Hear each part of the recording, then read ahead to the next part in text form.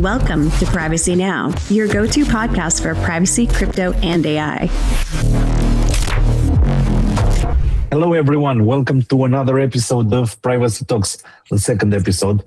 We have a lot of topics to cover today. I don't know if we're going to be able to cover them all because it's a lot, honestly, but I enjoy our talks, so we're going to try to make the best out of them. As usual, I'm joined by Matei and Marco. Hi, guys. Welcome back. I love these episodes. This was a really cool idea. I love just chatting about latest happenings. So this episode is structured into 5 segments.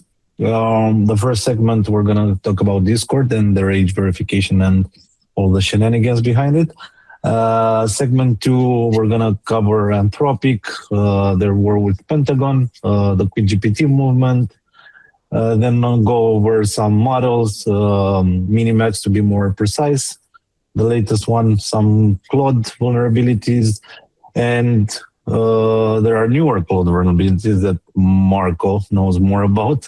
So he made a post on Twitter next today that I haven't had the chance to look at, but maybe you can share more.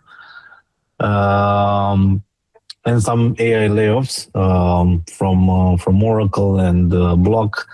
Then, if we have time, we're gonna go over some regulatory stuff, the Clarity Act, the Roman Storm retrial, and end off with a bit of hardware news, more specifically the MacBook Neo, because it's a chip model, it's exciting, so it's gonna get adopted by a lot of people.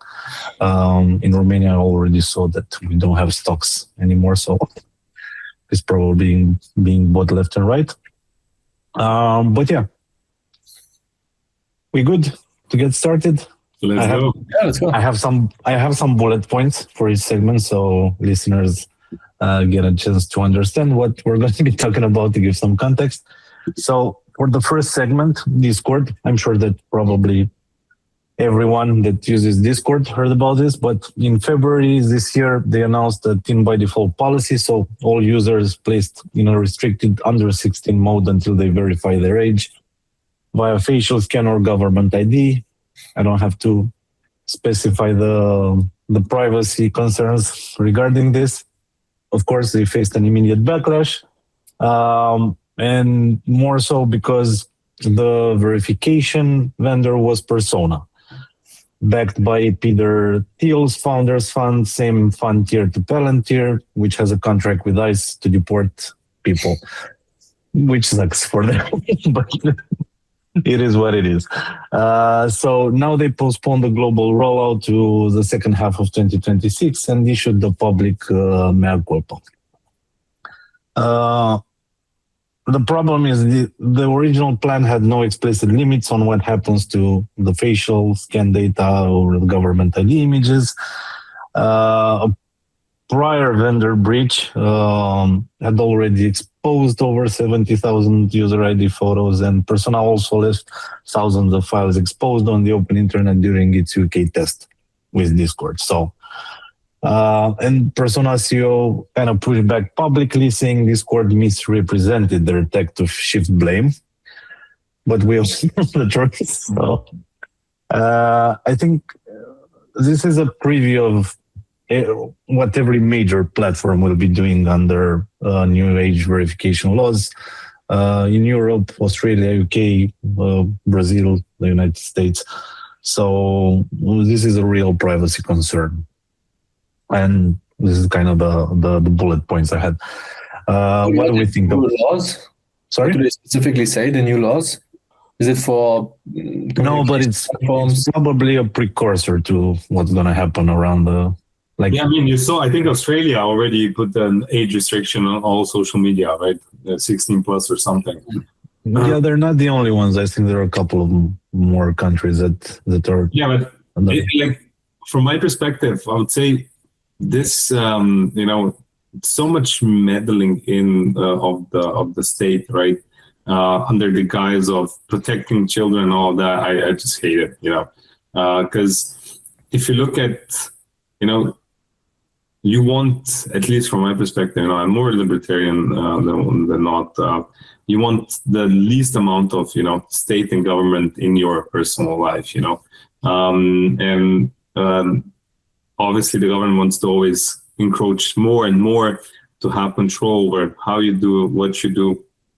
And, under the guise of protecting children, come on, we all know that, there's a lot of other things more pressing to protect children, against physical threats as well. The online threats to me are, I would say, less detrimental than the ones that are happening in the real world, right? Because the streets are not safe, and we saw the UK example. Maybe it's controversial, right? But how they really didn't prosecute a lot of those rapings, of young girls in the UK. So yeah, I would say, before going to online and this mass surveillance, you should take care or put the focus on just real life safety that's lacking everywhere now in Europe, in US, and I mean, the tech is there, right, to enable some sort of verification, even if you'd want to, without disclosing all of your information. But obviously, because this is not the intent, it's not going to get adopted, right? Because if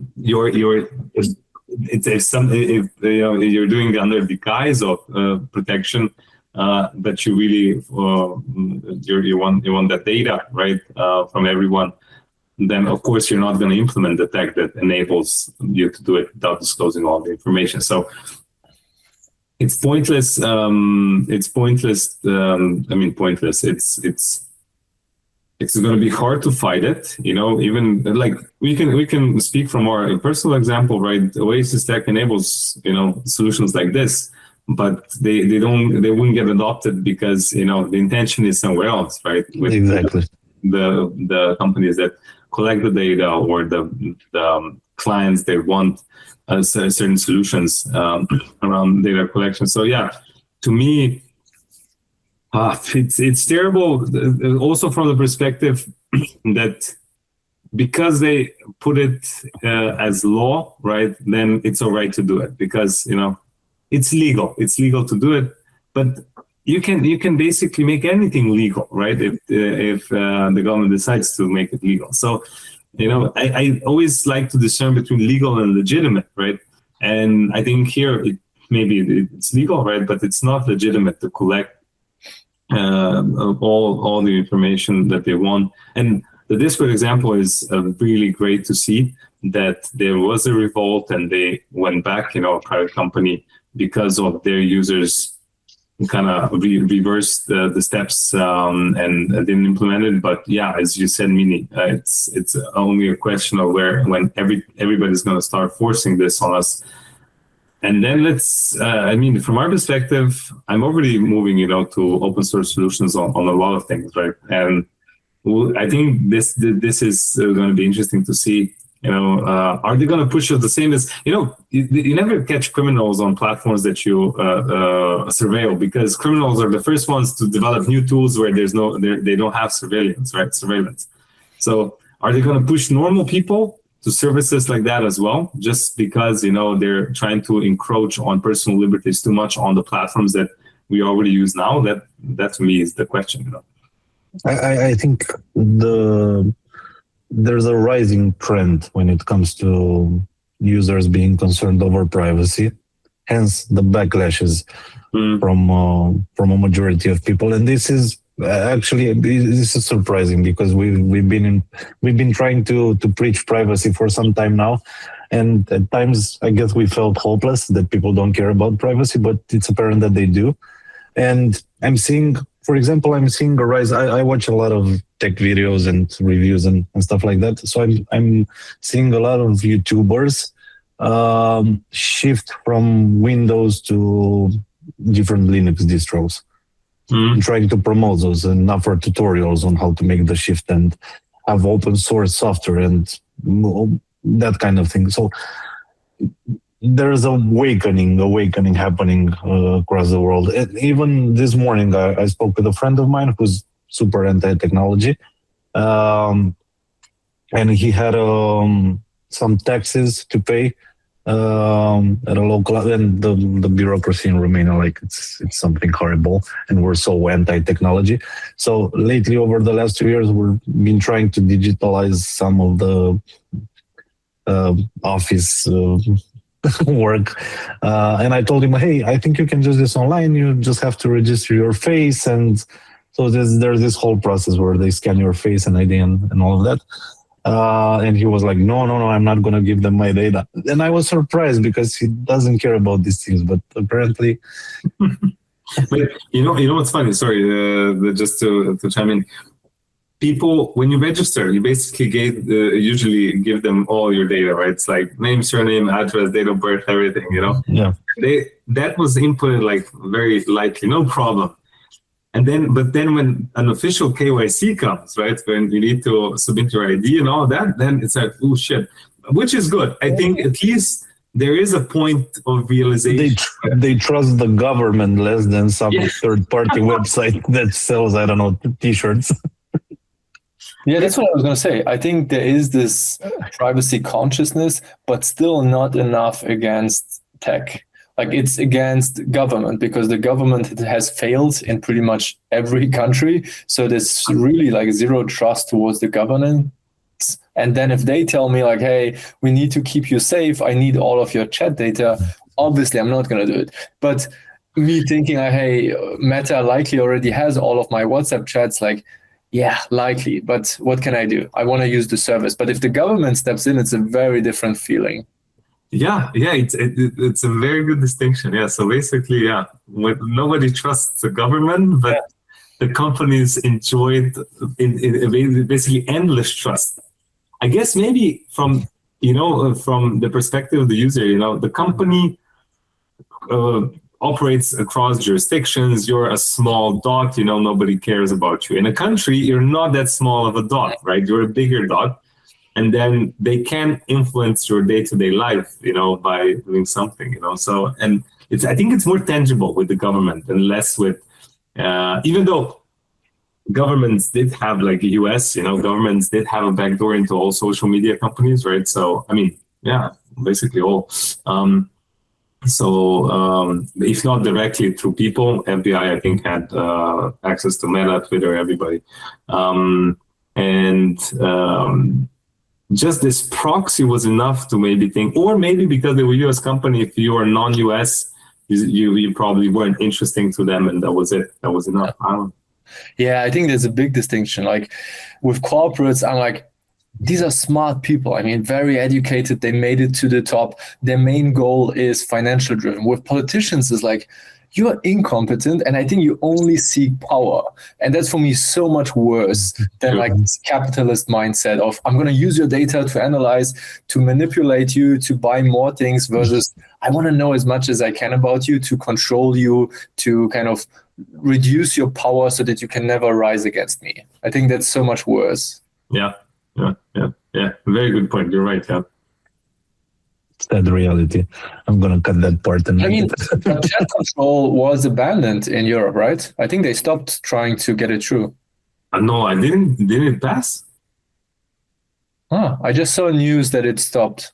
It stopped?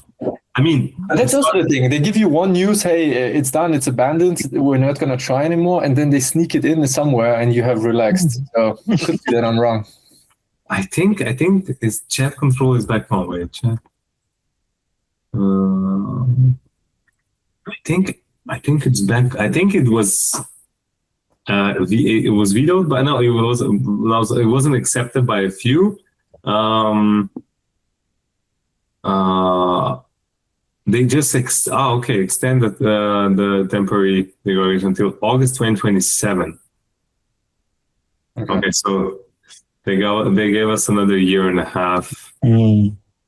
It's gonna pass eventually, really. It's gonna pass eventually, yeah. But again, like now we're kind of relaxed and they're just gonna sneak it in somewhere. Yeah.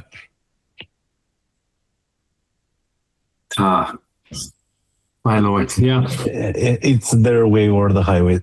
Yeah, but as I said, I think it's gonna open. This is gonna make open source so much more attractive people like, you need to have the right incentives to move to a product, that maybe isn't your first choice, or the simplest UX, right? But if it's enough of an incentive, as maybe I don't have to get, to submit my DNA and facial recognition and all the data, to be able to chat with my friends in private.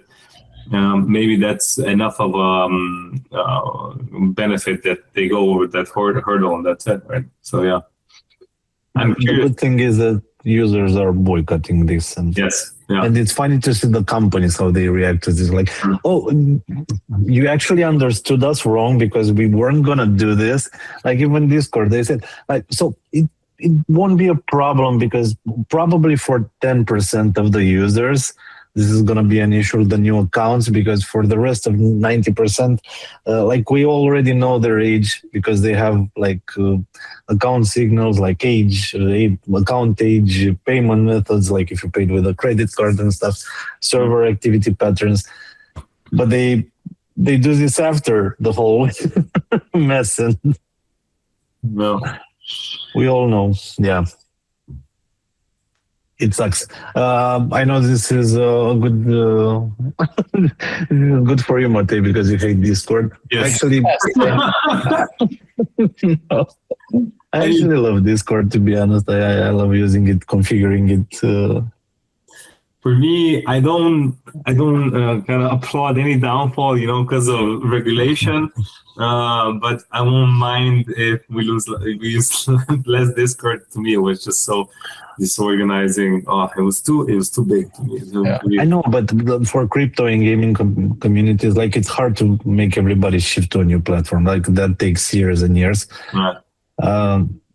So unfortunately, you still have to use this one. I mean, I would love an open source platform with the same features. Of course, why not?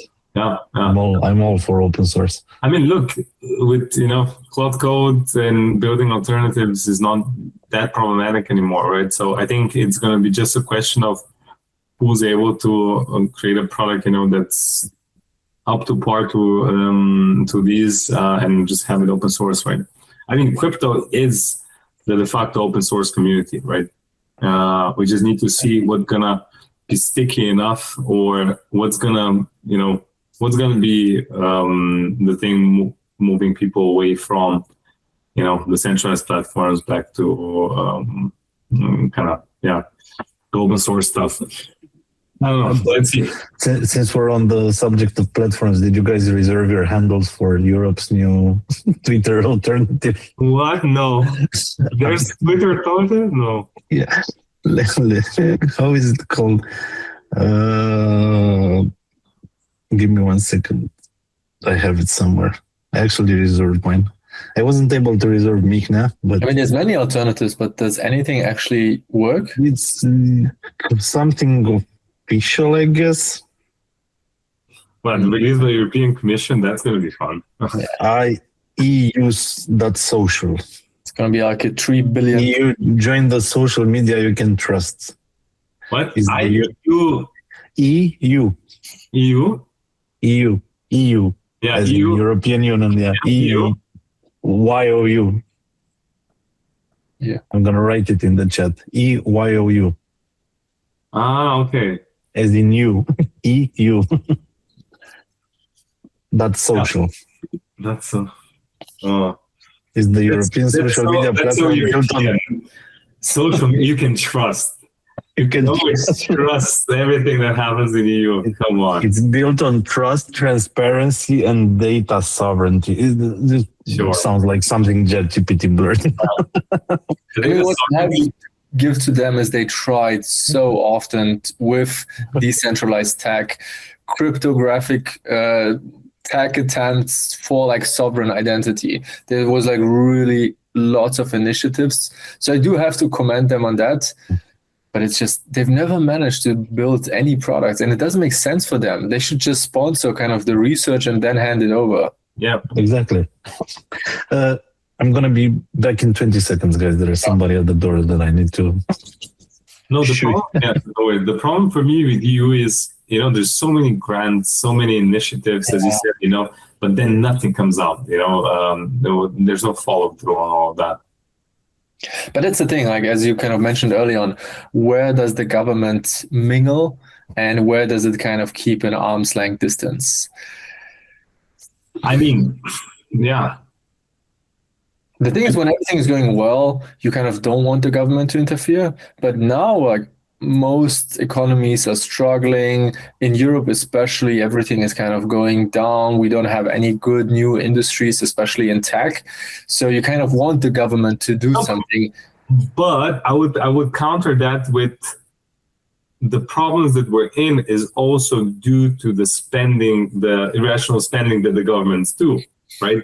Because there's like the corruption that's being kind of uncovered in the U.S. with all the child, the kindergartens, now the hospice stuff in California, right? You can see that the government every year needs more and more money, for these programs, and how much it gets siphoned, to different pockets. And that's why I hate intervening, because they intervene, but then 50% of the intervention money goes somewhere else, right? I'm actually really in my worldview, I'm like least amount of government as possible, And there was a good thing that I don't know who said it. Like you have more of a giving culture in the US than in EU, right?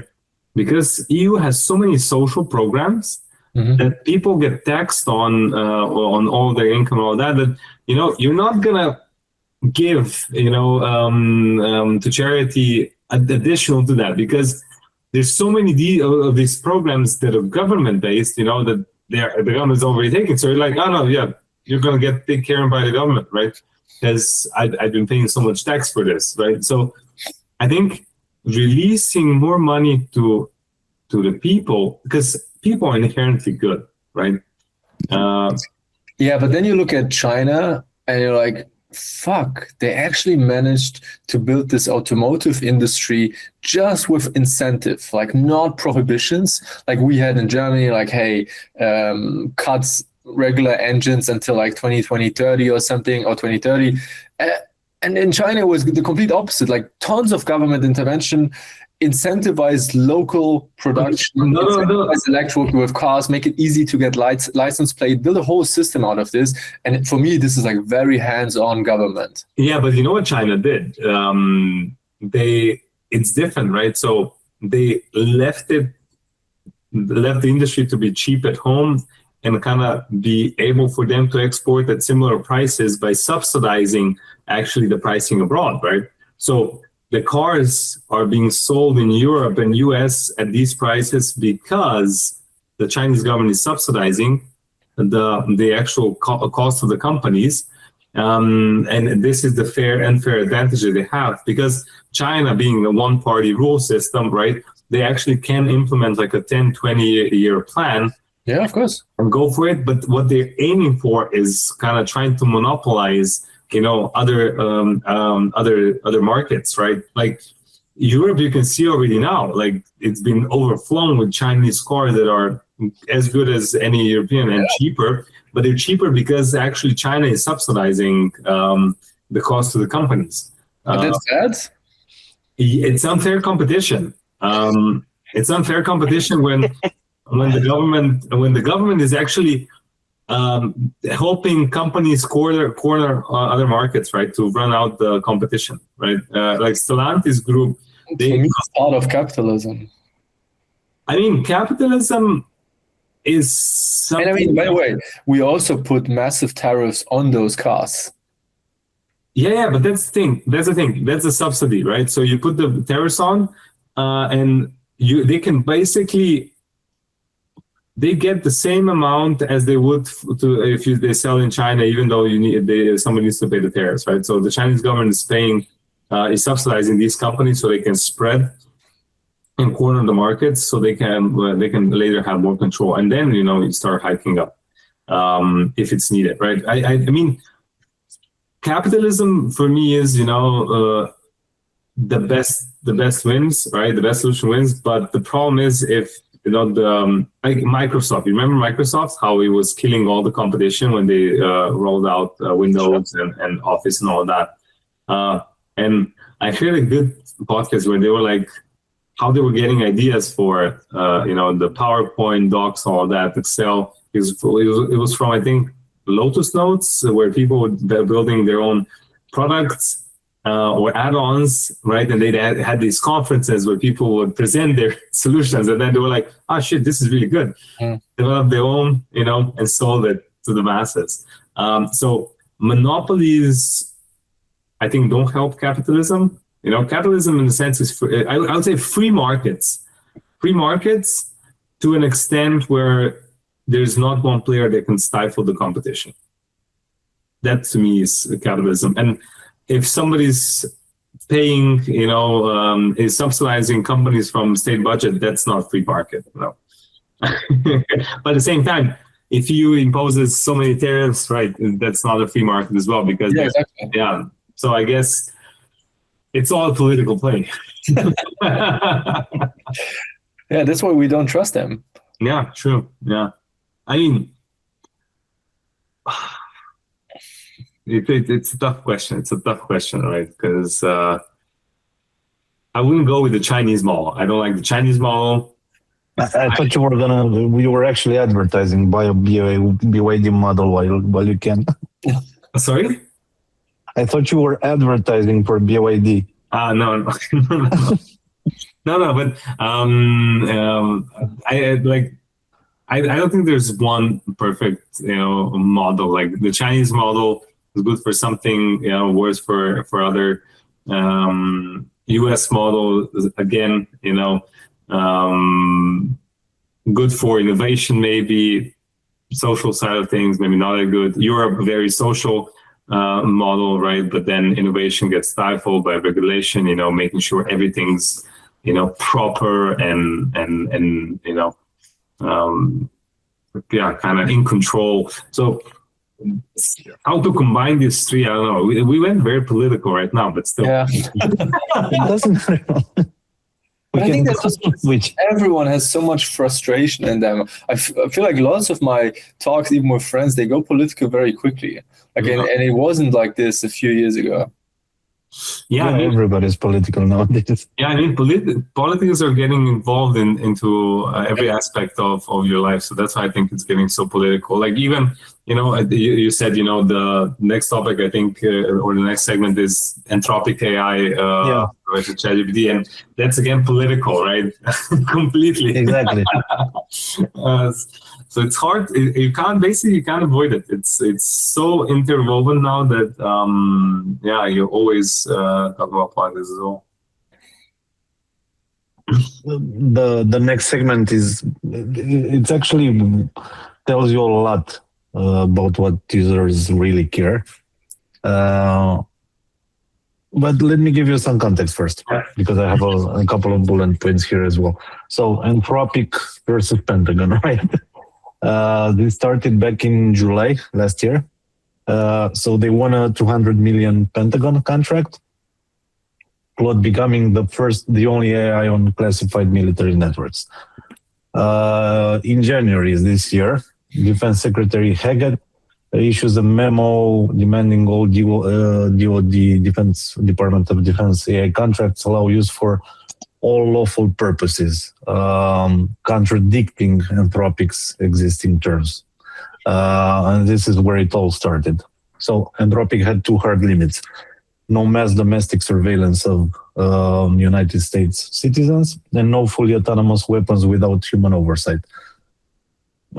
I think they should know this by now. Everybody watched Terminator 2, so they still don't care. Weird. In February 2024, they meet Haggett, no deal. And on February 27th, there's a 5 p.m. deadline set by the Pentagon. Anthropic refuses, so they cancel the contract and designate Anthropic a supply chain risk. This is the same as Huawei has a supply chain risk. They can't use their products in the States. And Trump, of course, posts on his Truth Social all federal agencies must immediately cease use of Anthropic technology because you're going to blow up. This month, on the 9th, March 9th, Anthropic files 2 federal lawsuits in Northern California, calling the designation unprecedented and unlawful. Hundreds of millions in commercial contracts now at risk.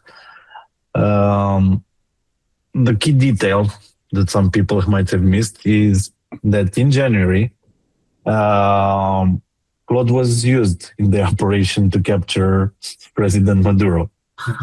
And when they asked Pentagon how their model was being used in that operation, it triggered DoD concerns that Anthropic might try to restrict future use cases. So that's why all the pressures and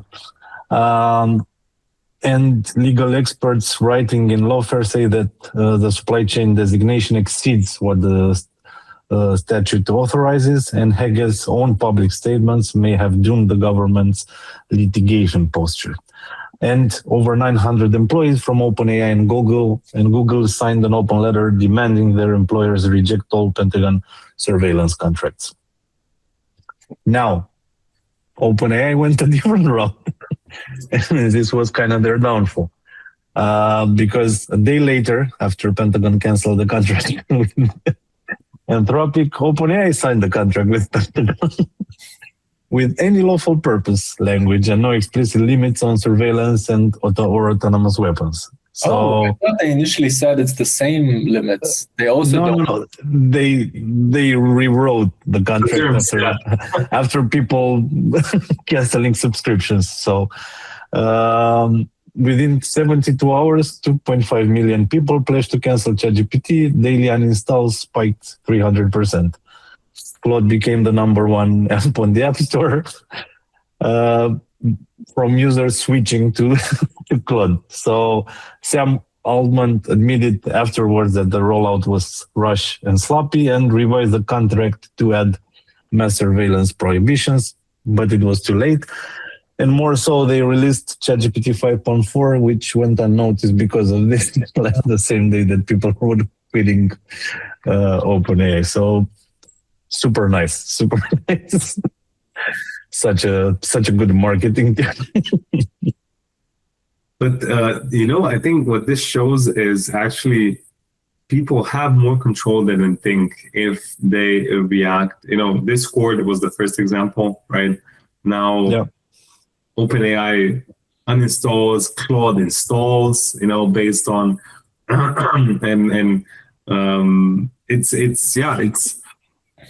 it's interesting to see that to an extent you have, some control as a group, but only on topics and subjects that get not enough coverage, right? So that's one of the problematic things. If people are not aware of certain things, then they fly under the radar, and you have 10 people screaming like chat control, right? At first it was a big boom, then okay, it's killed. Oh, fine, and then nobody is reporting on the reopening stuff, and now everybody thinks, oh, it's gone, right? So when people have the right information, I think they are motivated to do the right thing, right? And they're able to react and pressure these companies. But the problem is, if they're not informed, right? Yeah, and the pain point needs to be big enough. Like, I had a dislike against OpenAI for a while. I don't know. I don't trust Sam Altman at all. And this whole whistleblower thing, the guy that got suicided, lots of sketchy stuff, and I never trusted him. But it wasn't big enough for me to be like, I'm going to switch, because I already had some lock-in effect. I kind of bought the story of cross-chat memory. I had my project set up, all my kind of research stuff. It was already kind of in OpenAI or ChatGPT. So like, I'm going to use Claude for some like new stuff, but the old stuff stays there. And it was still my default. When I open a new tab and type something, it immediately goes into ChatGPT. And I kept it really until this thing now. And this was finally a big enough trigger for me to be like, fuck you. I'm going to finally delete everything. I exported my data, deleted my account, and I'm fully on Claude, which is still not optimal. it kind of goes back to the first one. Yes, I do really hate this government interference, but I do still hate this company data honeypots. Yeah. And it's so much bigger with AI, but just, yeah, the price has become too high for me not to use Anthropic and Claude Code, even though there are alternatives to do this privacy preserving. And I do really am annoyed by myself. I kind of had to reduce the importance of my values just because I was really afraid to fall off in like the AI innovation cycle. You just have to use the latest stuff. It's moving so fast. But yeah, it's a bit of a different topic. So let's stay, I guess, with OpenAI.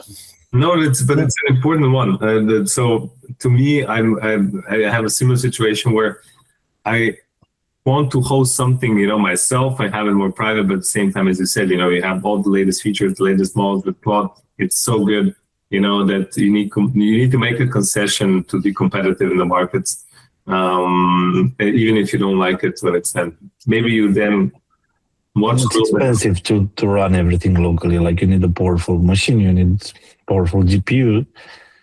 Of course, you could rent GPU, but it should be cheap after all the ETH mining went to staking, right? I was always thinking there would be an oversupply of GPUs after that. You would think. You would think, I would think so. Like the difference between a 5080 and the 1590 is, Jesus Christ, it's crazy at this point. Oh, really? Yeah, like a 5080 is around 1,200 euros, I think, and the 1590, 4,000 euros. But is it also because it's the most efficient? Sorry, is the difference also in performance? No. The difference is not that big in performance, but 5090 is like the best model. So, I mean, I haven't looked at the latest benchmarks, but it shouldn't be like the difference in price is not the same in performance. So maybe just one thing I want to jump back onto the Anthropic versus Pentagon. Did you hear that after they canceled the contract, Dario was back trying to negotiate something? So after they canceled, he went back to the Pentagon and tried to negotiate something. I don't know if it was coming from the investors' side of that this is an important contract you can't lose something, but in the end, capitalism wins even over these values, right? They were like, standing strong, but then after it got canceled, they tried to get it back. I don't think they're going to get it because the shift started, right? And I think the government, it's too much of a risk for the government to have an entity like that. It actually is a supply chain risk for the government if the entity can anytime say, okay, no, we're not giving you them all. This is too much, because they kind of show this already with their behavior now. So probably they won't risk it, so they won't go back. But yeah, he tried to get back the contract. Okay.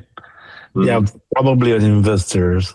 Probably not sure. But also it's fine. Like I'm not surprised. Come on, this is, especially in the US, you need government support to be successful. I mean, they are way more corrupt than Europe. Like everything goes through the government for like the big players. That's why they all go to the White House. They shake hands, they smile, take photos. You kind of have to. And I mean, he got back there with like all the support from like kind of the people. And kind of showing, hey, yes, society agrees with us. We are happy to provide you, Claude. Just please, no mass surveillance, no autonomous machines. Yeah. But I don't think it's But you know how, as you said it, right? The government, especially the defense budgets are so big. The spending on defense is so big that if you have Department of War on your retainer, that's such a massive paycheck. Even if you're signaling, some values, and the same as you personally do, you have to make some concessions, right? By using Claude, even though you probably wouldn't want to. Yeah. They needed the Department of War, even if they don't like it, how their model is being used. In the end, it comes down to who's gonna win, So it's all about the money. In the end, we have to be realistic. Like, you can have your values, but you can't run a company with on fumes, right? So the user usage alone is not enough. You need those big contracts. You can hope. Maybe one day companies will be bigger than governments. Kind of going back to the Dutch company ruling the world. Yeah, Dutch India, right? Yeah. I mean, with AI, it might be possible. I don't think it's utopian, though. No, but how do you see the transfer happening? Because the governments don't want to release their control, right?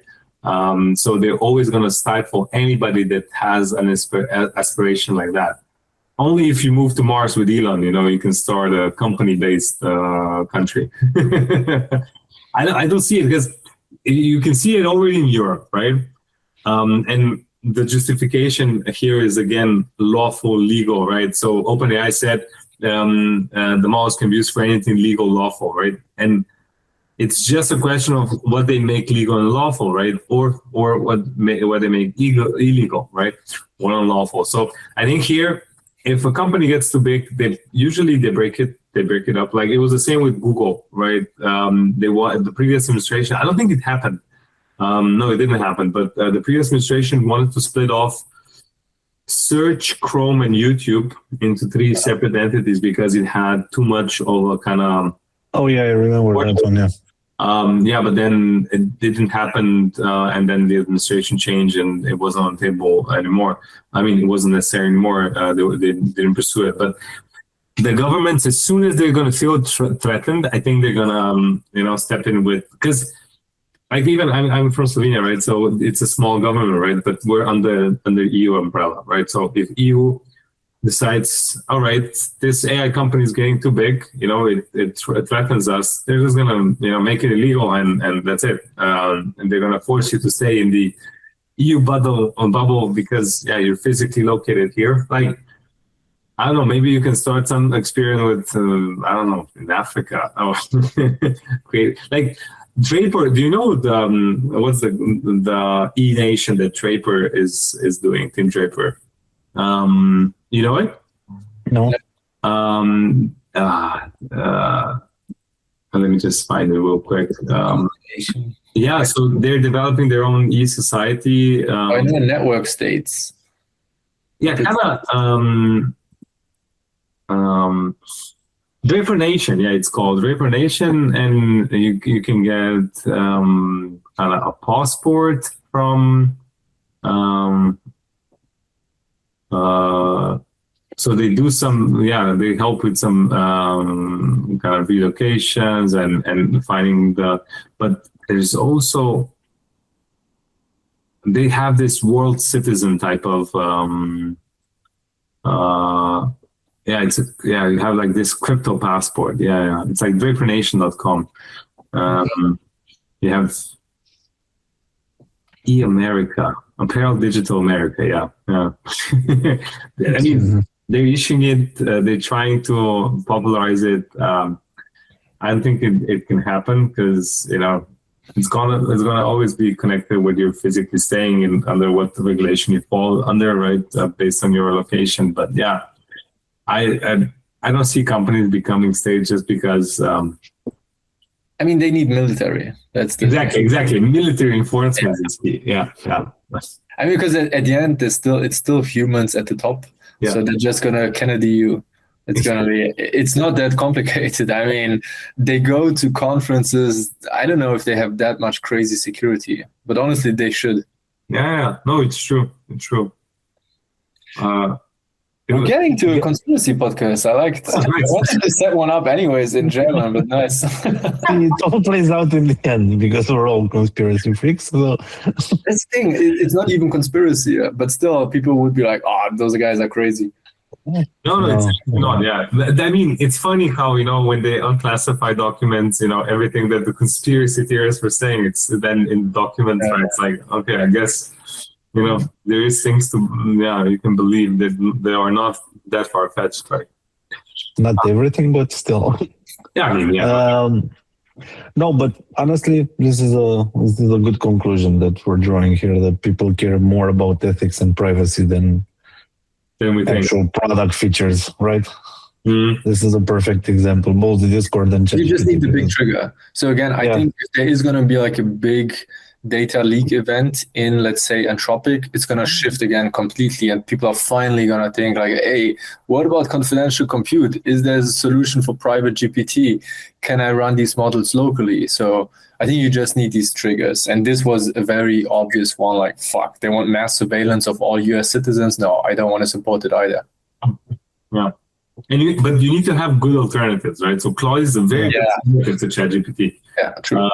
If there wouldn't be any good alternative, nobody would switch. Yeah, true. So you need to have like a really good open source, private alternative to be able to, for people to be able to migrate to something. And I don't know if we're there with the self-hosting, right? I don't know. Not yet. It's a case of UX, as in all things, right? It's a case of UX.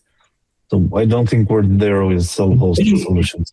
Maybe not self-hosting in a way that you have the machines in your home, but even if you have a VPS, right, then it's simple to deploy that VPS and it's running. I don't know, it's running TEs, right? So even the provider can't see it. I mean, the tech that we have on the Oasis side is there. It's just the UX is still not there yet, right? In terms of, I'm honestly waiting for Apple. They're kind of the underdog here, and they've been working so long on Apple Intelligence, and they're actually utilizing TEs the same that we have been doing for like 8 years. So I don't know. I'm just really hoping for them to finally come up with something. I wouldn't get my hopes up, Marco. Apple. I have some. They're so far behind in the race that they're obsolete by now. Nobody cares. I wonder. I mean, in the end, it's they're going to use Gemini. It's not really this year, I think. No, but if you go towards the self-hosting route, right, then you can just take a model that was done with reinforced learning, right, off of Gemini, Claude, whatever, right, and if they can make the hardware, I think you have one. You mentioned in one of the segments the new Apple laptop. Yeah. What's the I'm not following Apple products that closely, but what's the capability there? What can you run on that laptop? So it has a mobile GPU. It's not powerful, but you can still do AI. Like I saw some benchmarks, and it's around 3 times faster than the Intel models, base models like the Windows machines. It's using the A18 Pro, which, if I'm not mistaken, it was used in last year's iPhone models, the 16 Pro and Pro Max. But it's probably optimized for AI workflows, and maybe that's what Mark was saying, right? Apple exactly. they have the hardware, right? It's an entry level, it's an entry level solution. So Marco is right. Like if Apple would have a solution for this, saying that they own the hardware and software and everything, that's why their models are so optimized and run so well.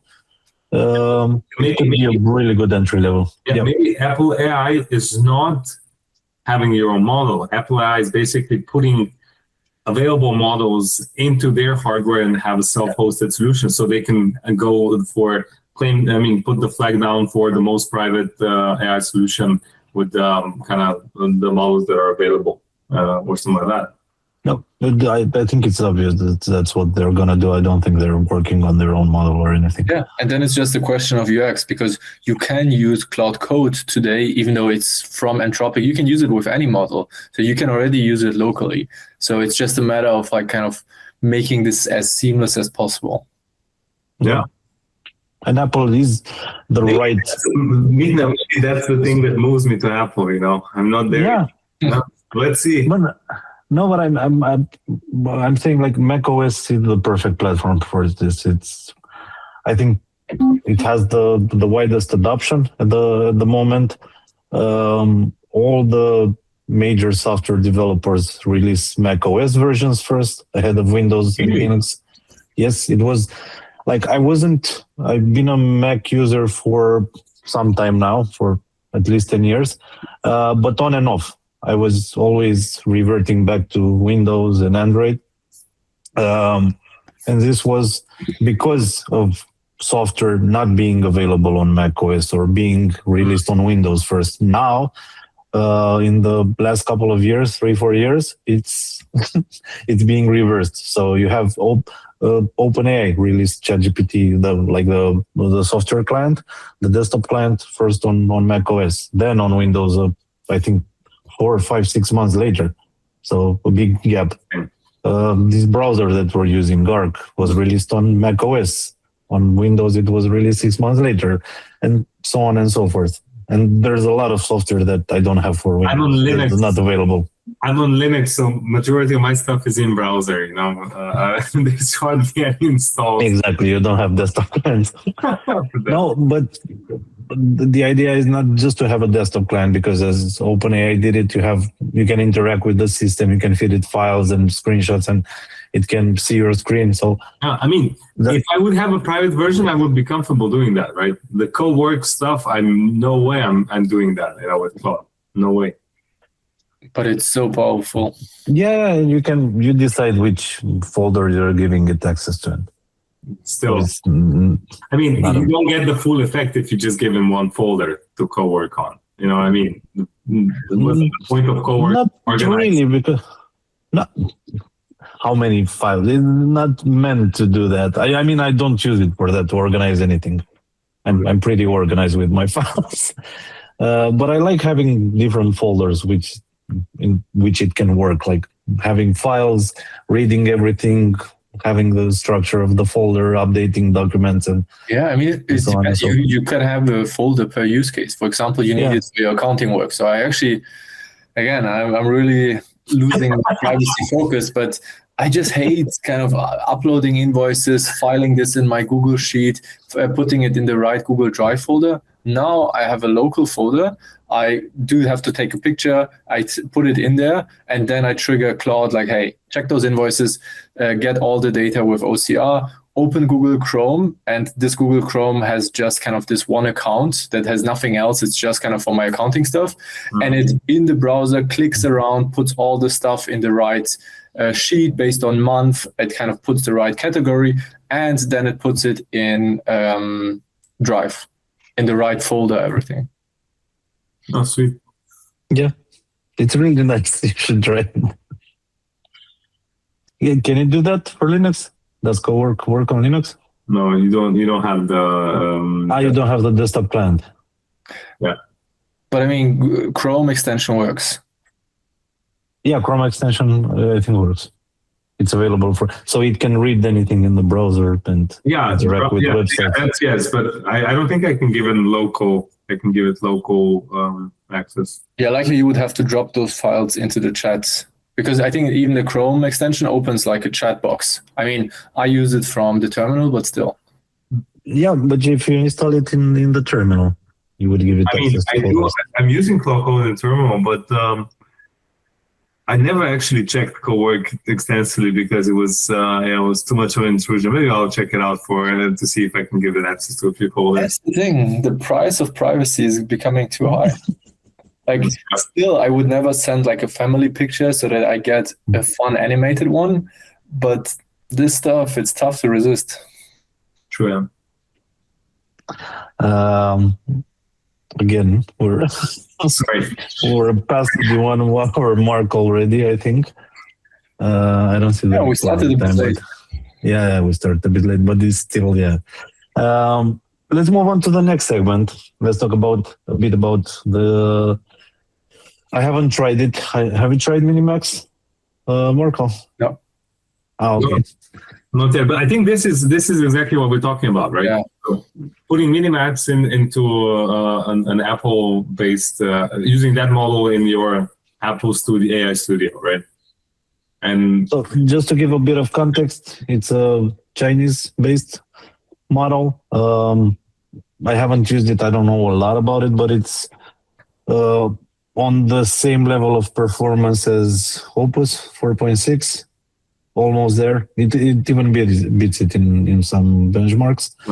And it's 1/10 to 1/20 the cost of Opus and GPT-5. So it's really cheap to run. $1 per hour of continuous operation at 100 tokens per second. So cheap. Cheap, yeah. Way cheaper compared to the models that we're used to.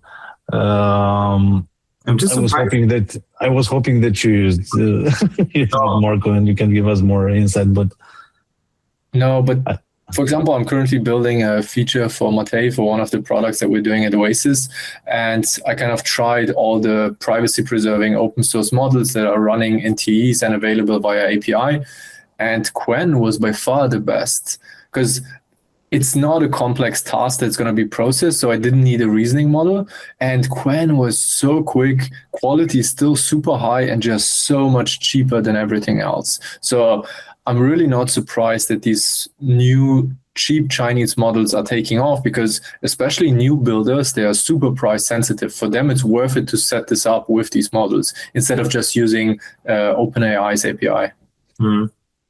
The only thing I'm surprised that you said it's actually beating Claude, for instance, right? Because these models are all done with reinforced training. So basically training on synthetic data, right? And I'm surprised that, because we know that there is some hallucination on the model, that it doesn't amplify it. Or because it's reinforced learning on more than just one model, then it cancels itself out, and then you get kind of a better outcome from these reinforced reinforced learning models. Yeah, fair enough. I mean, it's actually one thing we forgot before, because that was another big outcry I saw where, like before this Pentagon stuff, it was actually complaining that the Chinese are spamming their models and extracting kind of this data via normal requests, and they were kind of complaining about this. But to be fair, I'm not surprised that the Chinese models are so good, because if you look at the core teams at big AI companies, it's mainly Chinese people or Chinese names. I mean, they can be Americans, but still, it just shows that they're so far ahead with like university research in these topics. Yeah, true. Yeah, it was an outcry that it was a breach of their terms of service. Mm-hmm. What's going to happen? Yeah. I mean, look, all the farms, even, in crypto, they're coming from Asia, so if they know how to build, bots that will scrape all your data, it's definitely somebody in Asia. Yeah, and if the government is involved, who are you going to sue? Nobody, yeah. Yeah, nobody. Good luck. It's the same. You remember when in the car industry, they were copying like the X5 and Macan, and Porsche, BMW all tried to sue. I was like, and then the court was like, we don't see any resemblance. Yeah. It's kind of the story of our time. Like the rule of law is really ending. Like the powerful, they rule. It's not anymore laws. I mean, I think the rule of law was a cover for doing a lot of things, that maybe weren't the nicest, but or what would be the better term? But now it's just, look, we're gonna do what's best for us. China has been doing this for a while. US started to do now. Russia has been doing it. So the powerful entities are now realizing that they don't need to follow the law, and nobody can do anything about it. The sad reality of the world we live in at the moment. It's more of a rule of how big your army is. True. Yeah. Yeah, we're going back to the king of the jungle, and it's exactly. I think the whole civilization, the whole Western civilization at the moment is in a downward spiral. We're seeing a decline, I think. But you know why? If you ask me, the problem was that we're positioning ourselves as superior to others, more tolerable, more all of that, and accepting of everything. And we're giving you a chance, to be able to work for us, type of thing, US and Europe both were guilty of this, Mm-hmm. And then they use that, right? So you have all of this massive immigration, all that. And then now, all of these kind of values that the Western world, has or had, they got exploited, and now we're in this shitter of just trying to see who has a bigger. I'm not going to say what, but yeah. Yeah, and society is so accustomed to like this high standard of living, like no one is willing to take a cut anywhere, like neither security nor financial wealth, but we're gonna need to. Mm-hmm. Yeah. Oh shit. Back to politics. Yeah. Back to politics. Marco, how are we on vulnerabilities?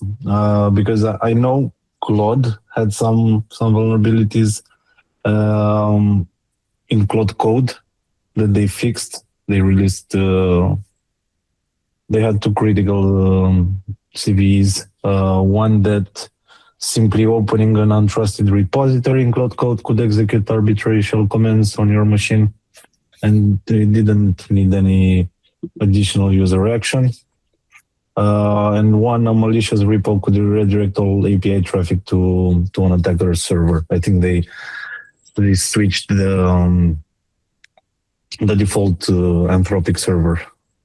I mean, I'm surprised there hasn't been more exploits and kind of big mistakes in larger companies because of this. I mean, when first MCP servers came around, we were super advocates like, hey, you should run these MCPs in a TE so that you at least guarantee that the code is being executed, because at the moment it's just like, hey, I'm going to use this MCP. It's going to give me access to all kinds of tooling, but I have no idea who's running the server and what's actually happening. And a similar thing is with skills. Like, there's lots of skill databases or marketplaces now, and you just execute this terminal command, and suddenly you have the skill that runs all kinds of code, and it's really sketchy to use these. I really use like the most basic skills, and all the other ones, they are built by me. It's just like, as soon as I have a repetitive task, I just ask kind of Claude, hey, let's turn this into a skill, just to kind of save some time. But I know many are relying heavily on these external ones. And the latest that came, I think that's what you saw on Twitter from me, was that Anthropic kind of released a way to have in skills dynamic content. And then someone else, I have it open, Zach Corman, to give him credit, kind of showed that this can be really abused, because within HTML, you can hide dynamic content so it doesn't show in these skills marketplaces. And then you download the skill from the marketplace, you kind of check there what it's supposed to do. But then when you execute it, it does something completely different with this dynamic content and can run like any malicious code. So, but yeah, I think we're going to see more of these. It would still ask permission for anything that's not read-only, right? Checking what's actually happening. It just says like, hey, bash command, whatever, and you just kind of press enter. Or some people actually surprisingly many people run this dangerously flag. So it just does everything autonomously. Mm-hmm. So they don't need to click. Yeah, exactly. Yeah. And even I have given it permission to read all kinds of folders, just because I hate giving permission to read, and it's very repetitive. Yeah, I think we're going to get more and more of this kind of trying to inject stuff in, because right now it's kind of on autopilot. And then, it was the same with, remember when you were downloading stuff, pirate games, and then, the people that knew what they were doing, you always check the checksum, right? If it matches what the release should have been. A lot of people didn't, and then you had all the possible Trojans. Hey, I was 12 when I was downloading from LimeWire. No idea. You still had Trojans even if you check the checksum, like the executable files still had Trojans. Of course, no, they could have, but if there was a reputable releaser, then you check their checksum, because oftentimes they were like, this is the release from this reaper, right? And then the checksum didn't match. And you're like, okay, this is not his release, right? No, you always have reputable. I still remember Razor 1911. Yeah. I mean, look, that was a different time, but you were verifying stuff, and now everything is just about UX, and then you kind of skipping through a few steps, that would be good. And I think we're gonna go back, or at least again, there's gonna be a monitoring service, that's gonna like same with how crypto wallets started to implement controls over. Okay, this is account. What was it called? No, it's not seeding. Account. When they send you a small. It's not seed. I don't know. I lost the word, but when somebody sends you a transaction, to dusting. Yeah. Account dusting. Yeah. So you send it to that address, and wallet started to filter for that. So I think the problem with AI probably is that it's moving so fast that it's hard to kind of catch all of these attack vectors, and then have remedies on at the central level. So yeah, it's gonna be tricky. Then we discussed this in the previous episode, but people don't just don't care about the risk. As long as they can run something that they need, then I'm gonna bypass everything. Yeah, just do what you want, Claude. No. It's the same, you're riding a bicycle or a motorbike without a helmet until the first crash, right? And then once crash the first time, then helmet all the time, and also all protective gear here and there. Exactly. Right? Until the first crash, everybody's like just freeballing it. But then I think you need to get that first crash. I mean, I remember even with people when social engineering started, right? And everybody using the same password for everything. When a buddy of mine got hacked, I don't know if it was via Google or I mean they took over his Google account, but I don't know where they got the initial password. And only after that he started to kind of use different passwords in different places, but didn't get burnt completely. Like nobody. Yeah, it would be funny if Entropic burns users on purpose. Just at some point during Claude running, you just show a picture on the screen of yourself that's in your photos folder somewhere, and you're like, holy shit, what's happening? And it's okay, hey, you should actually take care of what you use. I mean, at some point you do need to do education, and who's going to do it? It could be Entropic. That would be crazy. That's how how companies train employees on phishing techniques.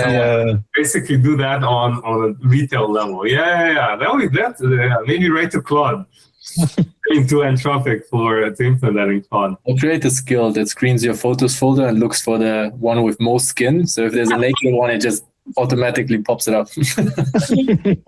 Oh, shit. Yeah, that'd be a cool one. That's actually a good. That's actually a good suggestion. Yeah. But then it's right to Entropic. Send them an email today. No, just at who's the most active. Dario is probably not the most active from Entropic on Twitter. No. You have to do the Claude Code team, so Bori and Tarek. Yeah. You need to. Is it Boris or Bori? I don't know. But I think it's Boris, huh? Yeah. Let's move to the company stuff, to the layoffs. Let's move to the layoffs because there's a regulatory segment, but I'm gonna move that to the next episode because it's too much. But yeah, let's talk about the layoffs, the humans out, AI in portion of the story. We have discussed this again in the previous episode, but sorry, yeah. Okay, you do the intro. Sorry, you do the intro so people know what it's talking about.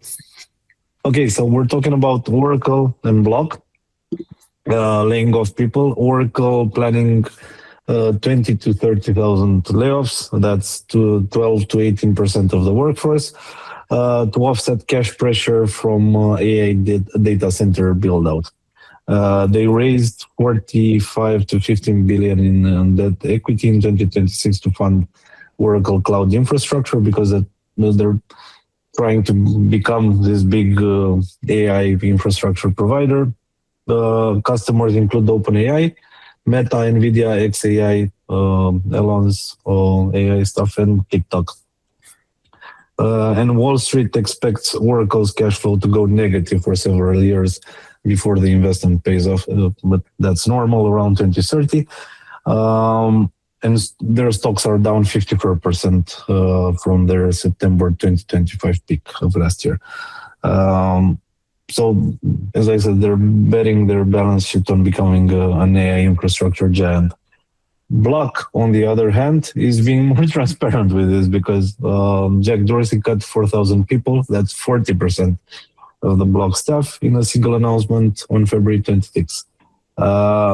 And as I said, they didn't hide it. So he said that intelligence tools have changed what it means to build and run a company. Their stock surged 24% in the same day, and Wall Street rewarded the honesty and the efficiency bet. And his prediction is that within the next year, he believes the majority of companies will reach the same conclusion and make similar structural changes. He also said that something happened in December of last year where the models got an order of magnitude more capable. So he's actually switching humans for AI and being transparent about it. But did you hear, I think it was the news yesterday or today, how some people are getting hired back because of a clerical error? And the titles the titles in the video were ambiguous. Like some of the 4,000 people that go are getting hired back. So I guess they're trying to do a little bit damage control. But then if you go into the article, you know how many people got hired back? 4. How many? Out of the 4,000, it's 4. It's like, why do you even mention that as news? Come on, it's like, it doesn't It's matter. news, but we know how news work. Yeah, I mean, if you dump 4,000 people, like 4 people hiring back 4 people, it's not gonna save it. You know, I guess those 4 was like Claude said, no, that's too hard. I don't know how to do it. There's like, okay, let's get those people back. You know, but it was funny how they tried to spin it a little bit in the media that they're hiring a few people back. You know, crazy. But all in all, I would have to say, it's good to see the honesty, honestly, because there's going to be more and more of this, I'm sure. Like, I'm not saying that this, these people will probably easily find a new job somewhere else, with their experience, because if the block made this move, then they already started building a lot with AI, right? So these people are quite experienced with kind of AI flows. They will be able to go into companies, that are more, let's say, at the start of this. So I think there's going to be a whole reshift of people, where the most advanced companies with the kind of deepest AI integrations will start fire first, and then you're going to see this trickle down. But I think it's just going to kind of reshape a little bit, just the whole who works where. Maybe white collar jobs get a cut, right? But then, maybe different services pop up, because I think if you look at the lifestyle people, people also are moving away from, the globalization trend, just the big companies, franchise, all that, and like the more personal, let's say, local experiences, right? So maybe some people get freed up, to do that type of those type of businesses, So I think it's not all doom and gloom in terms of, oh my God, now 50% of people will be out of job and we're going to have societal collapse. I don't think it's going to go like that.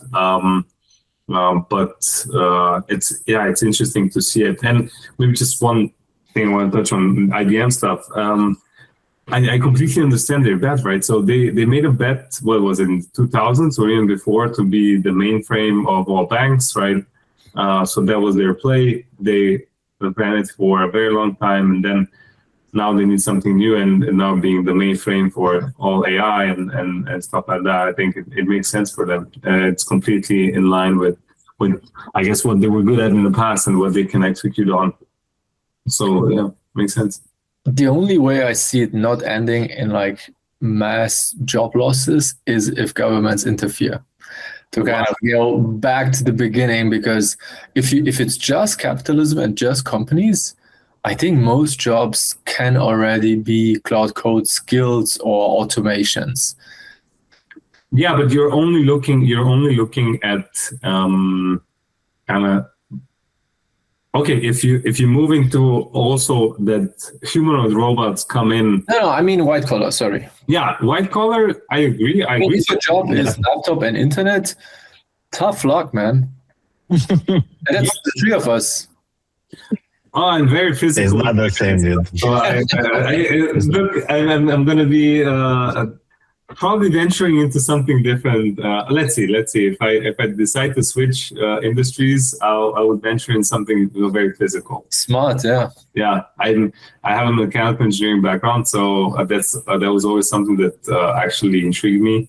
So I'm definitely. I have my exit strategy if AI takes over everything that we do. Although I'm not that confident yet in AI that in terms of, because we do focus now a lot on product development, right? And new ideas, from AI, if you don't give them what they should do, I don't see it yet. I don't know. It's like just telling the AI to go out and do something like the stuff with OpenClaw, for instance. I haven't seen anything meaningful running autonomously, apart from everybody saying that they have their own polymarket bots that they're making a killing on, Yeah, but I mean, you don't need as many people anymore to have a really successful company. Like, you don't need 100 or even 10 people marketing team. Like, Anthropic, actually, Claude Code, the Claude Code marketing team is like one person. I know, but that's bullshit. Like, of course he had he's saying that he's not even technical. He was yeah, I believe it. Why not? You don't need to be technical. I don't think so. Build these automations, especially for like content and stuff. Look, I will say it like this. Did you see the commercial that Claude had? Yeah. I don't think that was from one person with Claude thinking, coming up with the whole concept.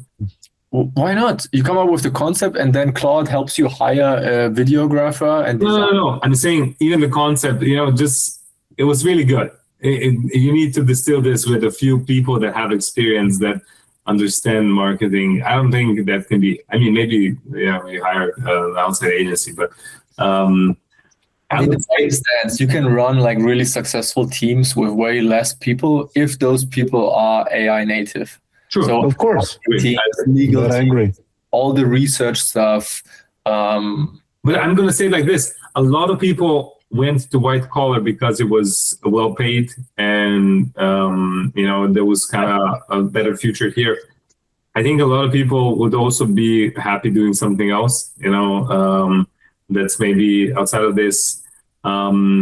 It's just, always optimizing for where's kind of where you get the best financial outcome as well, so if that's not going to be here in AI, then I think it's just going to be a whole shift of or just a repositioning of all these people. But I'm not that doom and gloom type of lucky you other person. No, but actually Marco is right. Like, people are shifting the workforce towards AI more, even these companies, not only Anthropic, because we talked about MiniMax at their HQ, 30% of all tasks are AI, and 80% of the newly committed code is now generated by M2.5. So that says a lot about the efficiency. But it's not enough that you know how to use chat models. I think agentic flows is the skill that people need to master in order to be able to properly work with AI. Yeah, multi-agent orchestration is kind of the big one. There's so much experimentation in the OpenClaw community. What's the name even? It's not OpenClaw, it's not Claude Bot. What's the current name? They changed it again from OpenClaw? Is it OpenClaw still? OpenClaw, I think it's OpenClaw. Okay. Yeah, I think it's OpenClaw. It was Moldbot I keep mixing those up. Yeah.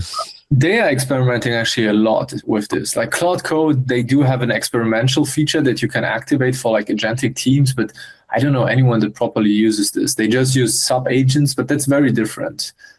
So I think that's going to be a big shift once you have these agentic teams and this be like easily usable. And I'm still waiting for the kind of no human successful company. I know quite a few are trying, but let's see. Jesus. I don't have any any skill whatsoever besides digital ones. I'm gonna be doing. Same, yeah. I'm gonna buy some chickens. That's a good one to wrap up. Yeah, I'm gonna become a farmer, and that's it. So chickens, I'm gonna be doing manual labor. Mihnea, UBI. Will you hire me, Matej? Yeah, but you can't work remote on my construction site. I know. That was a joke during COVID. Working remote, and you have construction builders. They were mixing, mortar in the living room. So it's like, yeah. No, but it's a concern. If we were to, I don't know, predict the future, which jobs do you think will be safe? Which jobs would be safe? I think. Yeah, besides manual labor, which is. I think manual labor for the next still 10 years. I think humanoid robots are going to come in, but they're not going to take over just yet. Services, especially. I mean, not manual labor in the sense of factories. Factories will get taken over faster, but services where, the human touch, I think, will be more appreciated. All right. I need to run. Sorry, guys. Marco needs to run. Yeah. I don't know if we can share screens in this. You could do this, carparty.ai/jobs. It kind of shows you the US job market, and each field has kind of a ranking for AI exposure. It's surprisingly changed since the last time I looked. Like all the project management, HR, financial analyst is now green. It used to be like super red. So I don't know if he changed something. But yeah. I was going to mention this because I know it was shared by Bernard, but I'm going to link it to the episode even better, and people can look at it. Go around. Sorry. Bye, Marco. Thank you for joining, and I think we can wrap the episode. Yeah, we can wrap it up as well. I have to run. Yeah. Thank you very much for watching. Thanks for joining us, guys. I'll see you in the next episode. We're going to do more. I love this. In the meantime, give us a follow on Twitter, YouTube, Spotify. Take a look at the other episode that we recorded, and we'll see you probably in 1 month. Thank you, everyone. Bye-bye. Bye. Stay safe. Stay private.